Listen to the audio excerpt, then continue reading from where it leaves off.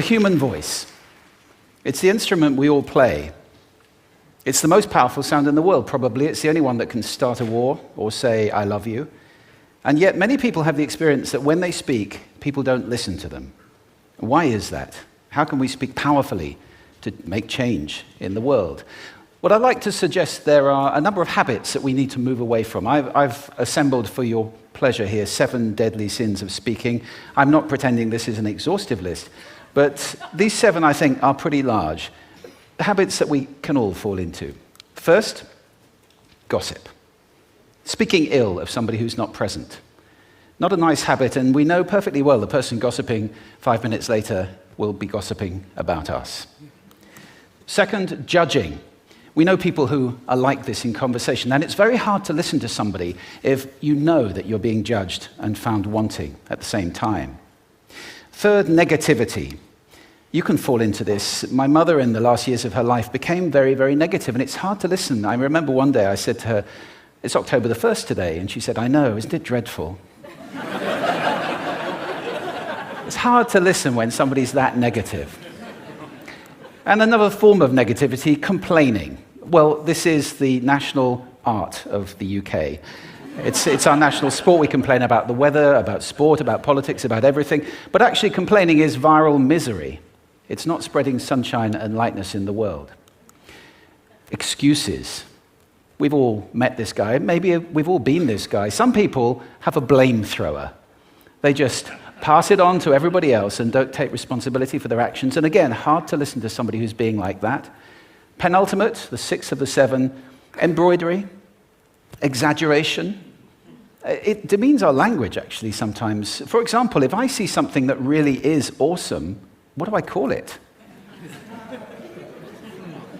And then, of course, this exaggeration becomes lying, out-and-out lying, and we don't want to listen to people we know are lying to us. And finally, dogmatism. The confusion of facts with opinions. When those two things get conflated, you're listening into the wind. You know, somebody is bombarding you with their opinions as if they were true. It's difficult to listen to that. So here they are, 7 deadly sins of speaking. These are things I think we need to avoid. But is there a positive way to think about this? Yes, there is. I'd like to suggest that there are 4 really powerful cornerstones, foundations, that we can stand on if we want our speech to be powerful and to make change in the world. Fortunately, these things spell a word. The word is hail, and it has a great definition as well. I'm not talking about the stuff that falls from the sky and hits you on the head. I'm talking about this definition, to greet or acclaim enthusiastically, which is, I think, how our words will be received if we stand on these 4 things. So what do they stand for? See if you can guess. The H, honesty, of course. Being true in what you say, being straight and clear. The A is authenticity, just being yourself. A friend of mine described it as standing in your own truth, which I think is a lovely way to put it. The I is integrity, being your word, actually doing what you say, and being somebody people can trust. And the L is love. I don't mean romantic love, but I do mean wishing people well. For 2 reasons. First of all, I think absolute honesty may not be what we want. I mean, my goodness, you look ugly this morning. Perhaps that's not necessary. Tempered with love, of course, honesty is a great thing. But also, if you're really wishing somebody well, it's very hard to judge them at the same time. I'm not even sure you can do those 2 things simultaneously. So hail. Also, now that's what you say, and it's like the old song, it is what you say, it's also the way that you say it. You have an amazing toolbox. This instrument is incredible, and yet this is a toolbox that very few people have ever opened. I'd like to have a little rummage in there with you now, and just pull a few tools out that you might like to take away and play with, which will increase the power of your speaking.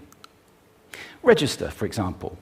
Now, falsetto register may not be very useful most of the time, but there's a register in between. I'm not going to get very technical about this for any of you who are voice coaches.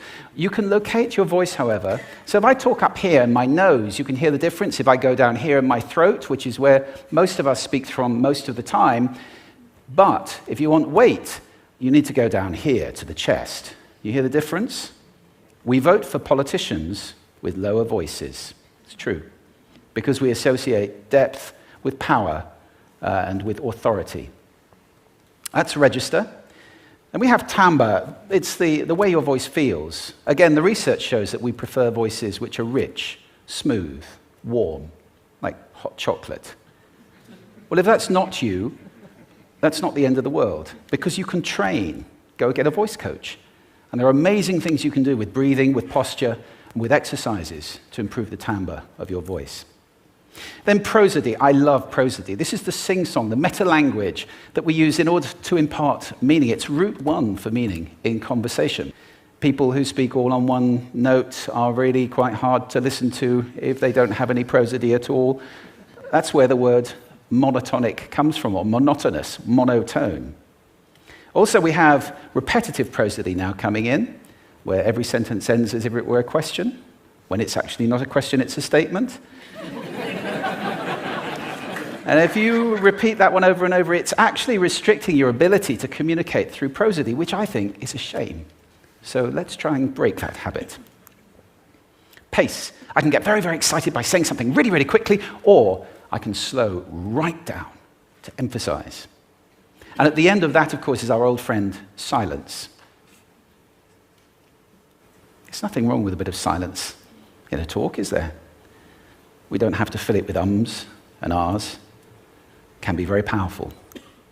Of course, pitch often goes along with pace to indicate arousal, but you can do it just with pitch. Where did you leave my keys? Where did you leave my keys? It's a slightly different meaning in those two deliveries. And finally, volume. I can get really excited by using volume. Sorry about that if I startled anybody. Or I can have you really pay attention by getting very quiet. Some people broadcast the whole time. Try not to do that. That's called sodcasting. Imposing your sound on people around you carelessly and inconsiderately. Not nice.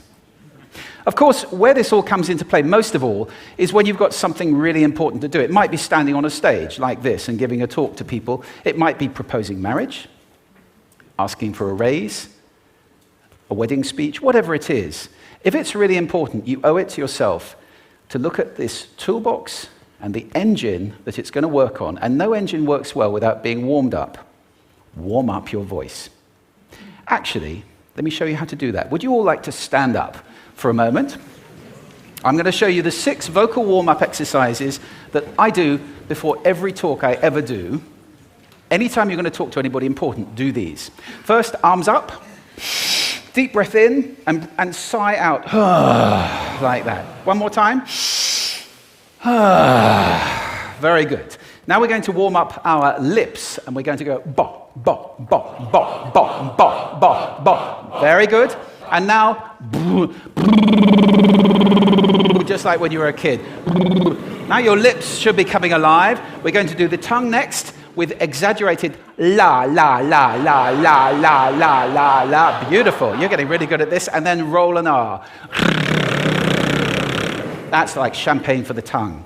Finally, and if I can only do one, the pros call this the siren. It's really good. It starts with we and goes to or. The we is high, the or is low. So you go wee, or wee. Fantastic. Give yourselves a round of applause. Take a seat. Thank you. Next time you speak, do those in advance. Now, let me just put this in context to close. This is a serious point here. This is where we are now, right? We speak not very well into people who simply aren't listening in an environment that's all about noise and bad acoustics. I have talked about that on this stage in different phases. What would the world be like if we were speaking powerfully to people who are listening consciously in environments which were actually fit for purpose? Or to make that a bit larger, what would the world be like if we were creating sound consciously and consuming sound consciously and designing all our environments consciously for sound? That would be a world that does sound beautiful, and one where understanding would be the norm. And that is an idea worth spreading. Thank you. Thank you.